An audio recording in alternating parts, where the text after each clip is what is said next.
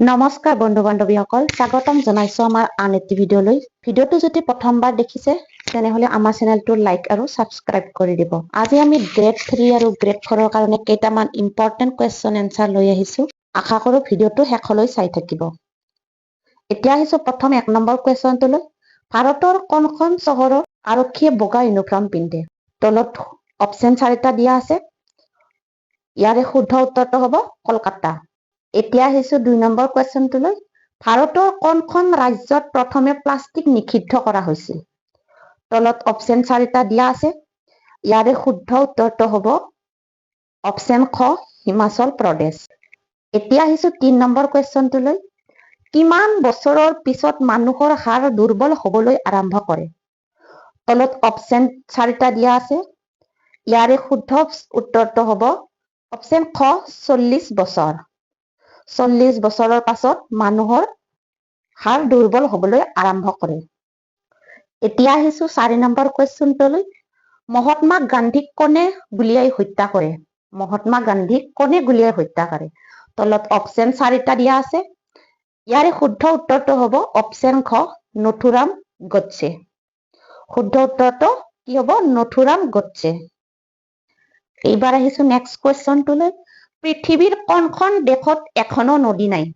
পৃথিৱীৰ কোনখন দেশত এখনো নদী নাই? তলত অপচন 4টা দিয়া আছে। ইয়াৰে শুদ্ধ উত্তৰটো হ'ব সৌদি আৰব। শুদ্ধ উত্তৰটো হ'ব অপচন ঘ সৌদি আৰবত এখনো নদী নাই।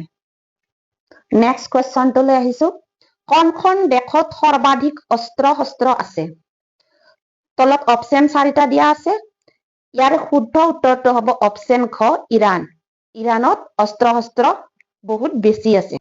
নেক্সট কুৱেশ্যনটোলৈ আহিছো। কোনখন চহৰক অসমৰ সাংস্কৃতিক ৰাজধানী বুলি জনা যায়? তলত অপচন 4টা দিয়া আছে। ইয়াৰে শুদ্ধ উত্তৰ হ'ব অপচন ক যোৰহাট। যোৰহাটক অসমৰ সাংস্কৃতিক ৰাজধানী বুলি কোৱা হয়। নেক্সট কুৱেশ্যনটোলৈ আহিছো। কোন আছিল গুৱাহাটী উচ্চ ন্যায়ালয়ৰ প্ৰথম অসমীয়া মুখ্য ন্যায়াধীশ? তলত অপচন 4টা দিয়া আছে। ইয়াৰে শুদ্ধ উত্তৰটো হ'ব অপচন গ হলিৰাম ডেকা। নেক্সট কুৱেশ্যনটোলৈ আহিছো। উত্তৰ পূব মাটিত প্ৰথমখন বিমান কোনখন চহৰত অৱতৰণ কৰা হৈছিল?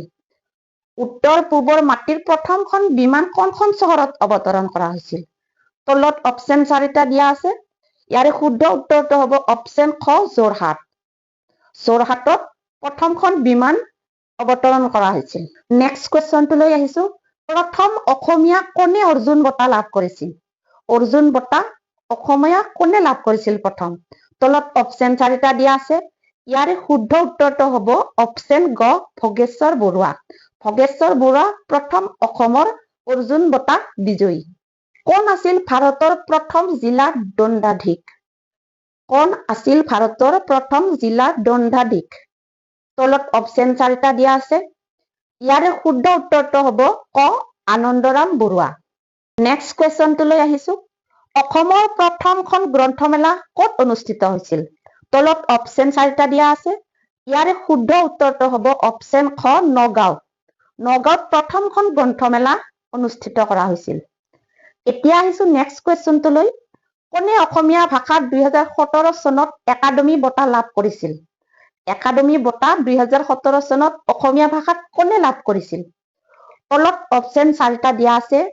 ইয়াৰে শুদ্ধ উত্তৰটো হ'ব অপচন ক জয়ন্ত মাধৱ বৰা। তেখেতে অসমীয়া ভাষাত 2017 চনত একাডেমী বঁটা লাভ কৰিছিল। নেক্সট কুৱেশ্যনটোলৈ আহিছো। কোনটো দিন অসমত গড় দিৱস হিচাপে পালন কৰা হয়? তলত অপচন 4টা দিয়া আছে। ইয়াৰে শুদ্ধ উত্তৰটো হ'ব অপচন গ 22 ছেপ্টেম্বৰ। নেক্সট কুৱেশ্যনটোলৈ আহিছো। ব্ৰহ্মপুত্ৰ নদীৰ মুঠ দৈৰ্ঘ্য কিমান? তলত অপচন 4টা দিয়া আছে।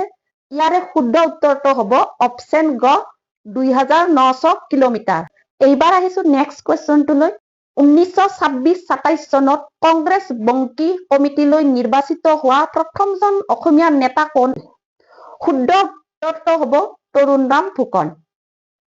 Next question. অসমৰ বৰ্ষাৰণ্য গৱেষণা প্ৰতিষ্ঠানটো ক'ত অৱস্থিত? তলত অপচন 4টা দিয়া আছে। ইয়াৰে শুদ্ধ উত্তৰটো হ'ব অপচন ঘ যোৰহাট। নেক্সট কুৱেশ্যনটোলৈ আহিছো। 1948 চনত প্ৰথমবাৰৰ বাবে ক'ত অনুষ্ঠিত কৰা হৈছিল আৰক্ষী প্ৰশিক্ষণ মহাবিদ্যালয়? তলত অপশ্যন 4টা দিয়া আছে। ইয়াৰে শুদ্ধ উত্তৰটো হ'ব অপশ্যন ক চালনীবাৰী।